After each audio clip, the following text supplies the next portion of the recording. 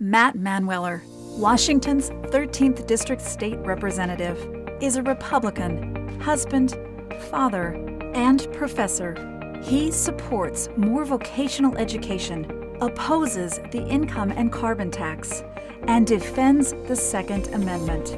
Vote Manueller for your state rep. I'm Matt Manueller. And we approve this message. I am Ann Diamond. My name is Keith Goehner. I am a family doctor. I have two main occupations, but the one that consumes most of my time is Chelan County Commissioner. The other occupation is orchardist. And I'm running for state legislature. This is Legislative District 12, which is a 4-county region. You are dealing with a number of different communities that have different dynamics to them.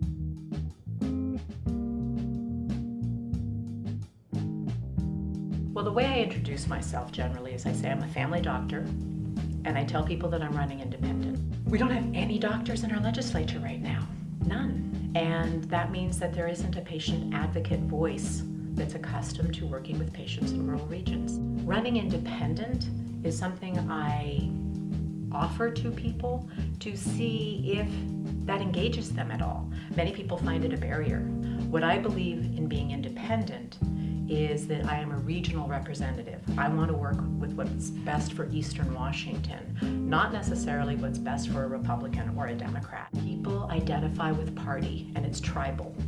And I don't want to be part of a tribe. I want to be a representative. To me, you have an opportunity to send someone to represent you who really does care about the impact of that legislation on the local citizen, as opposed to just dealing at a higher level, a 30,000-foot level, and coming up with legislation and, well, it sounds good. Well, the reality is you have to make sure that you know what those impacts will be on the ground. State government has expanded its scope through the years, and in doing that, it's actually taken on a little bit different role than it used to.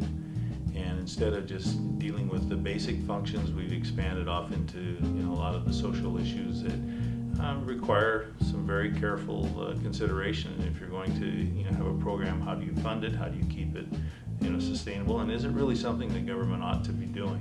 Every community in Legislative District 12 is struggling with housing.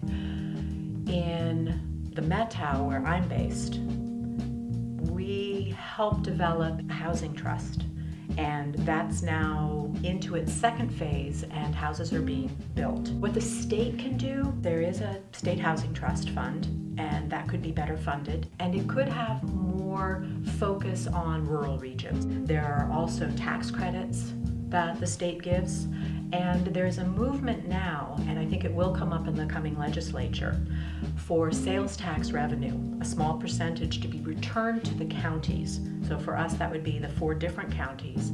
And then each county could decide how to use that sales tax revenue to put forward its housing plan. We're really challenged because of just the actual land, the availability of land and lots. So, something that could be done at the state level would be a little more flexibility with the Growth Management Act. At the Wenatchee size city level, if they were to designate some zones that would allow for, taller buildings, that would allow for more efficient development of housing units. And in the development itself, just the infrastructure, the environmental concerns that have to be addressed. I mean, I'm all for making sure that stormwater is addressed, but to go to the extent that some projects have to go to, and the added cost of development really is restrictive on some of the properties that are available for development.